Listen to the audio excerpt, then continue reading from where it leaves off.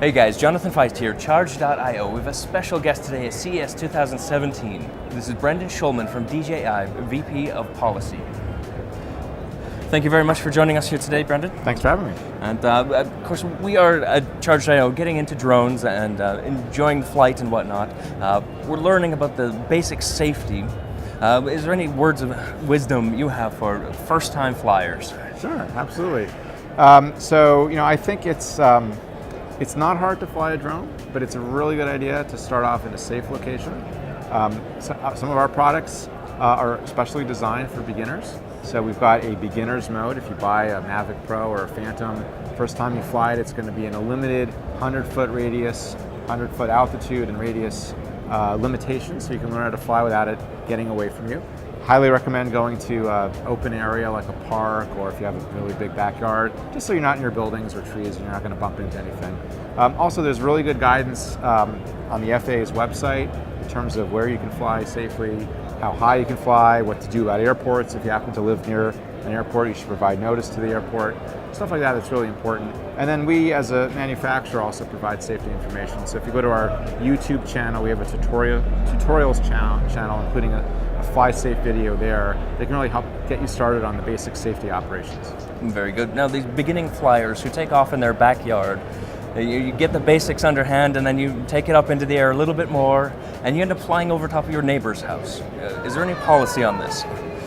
Yeah, it's a really interesting question about where you can fly with respect to neighboring properties. So I think the FAA would tell you that once you are authorized to fly an aircraft, which is what drones are, you can fly them in places where you're allowed, regardless of what's below you. I think, though, obviously it makes sense to be a good neighbor and to be respectful of people's quiet enjoyment of their property, their privacy. You know, we're sort of in a heightened state of concern about what drones are doing. I know that people are using drones for good activities. They're taking art, photography, they're having fun, they're doing search and rescue, firefighting, amazing applications. Unfortunately, a lot of people don't know what the technology actually does, so we have all sorts of reports of drones in the wrong place doing the wrong thing. So you really want to, if you're going to fly over your neighbor, maybe go talk to them first, knock on the door, say, hey, I got this new drone for Christmas. Do you want to come see it? And once in a while it might be over your property. Don't be alarmed. I'm not taking pictures of you through the window. I think that goes a long way, even if legally speaking, with perhaps some exceptions at the state level, you really are allowed to fly per FAA rules in uncontrolled airspace pretty much without having to worry about what's underneath you.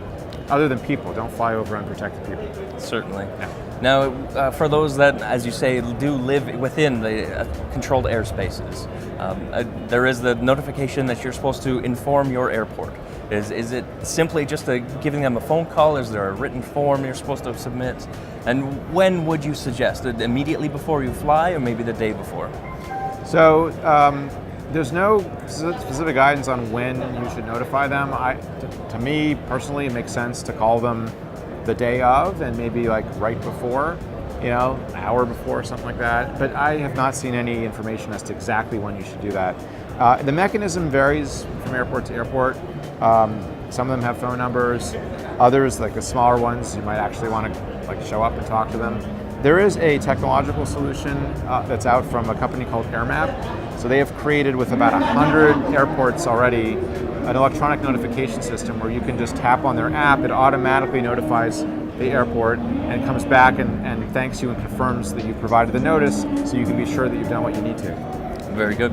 And for the next level of flyers out there, the ones that'll be following us along, learning how to get the remote pilot's license, this is the Part 107.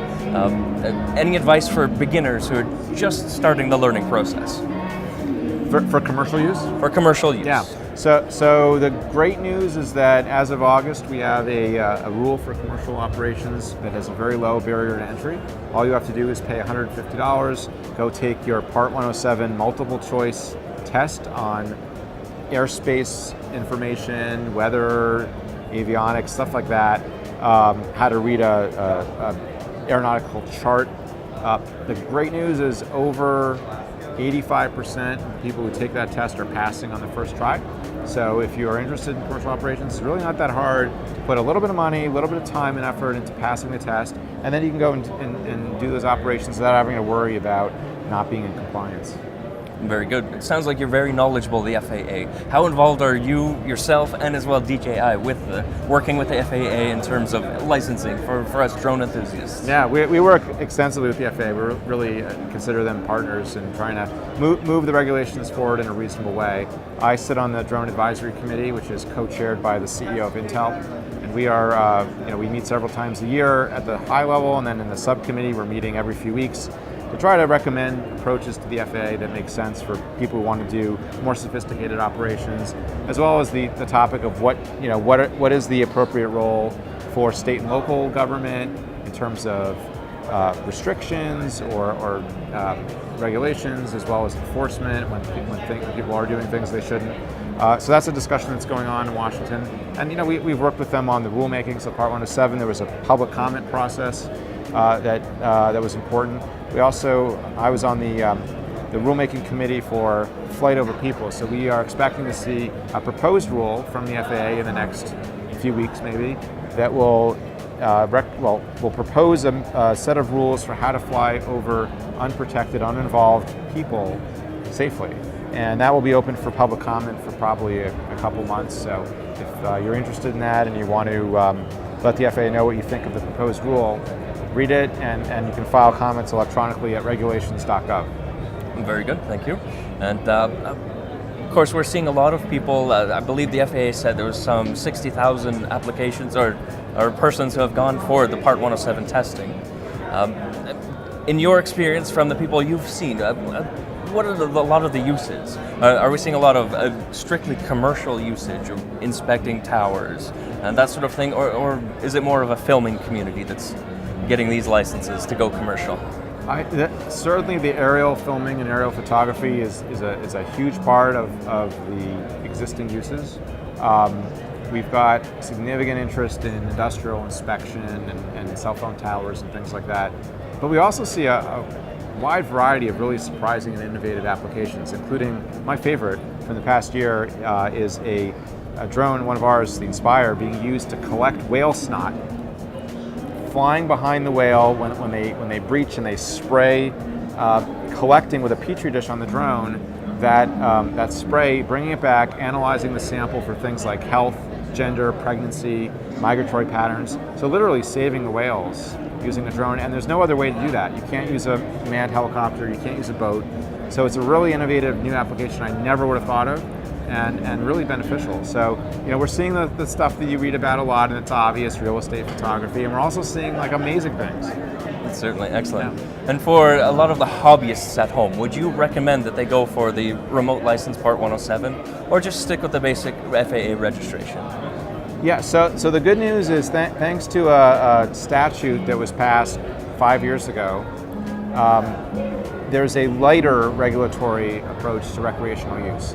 And it's good news because it's simple, it's easy to understand, easy to comply with, doesn't require a license or a test. And those rules are set out on the FAA's website. We put the materials in the box from the Know Before You Fly campaign that tells you what they are. But it's essentially, if you're within 5 miles of an airport, you should notify the airport, and if it's there, the air traffic control facility. Flying within visual line of sight, things like that. Kind of common sense stuff, but you don't need a license, and you don't need to take any sort of burdensome steps before you go out and enjoy the technology, and that's really good. And I think it's pro-innovation statute that protects people and enables them to do things.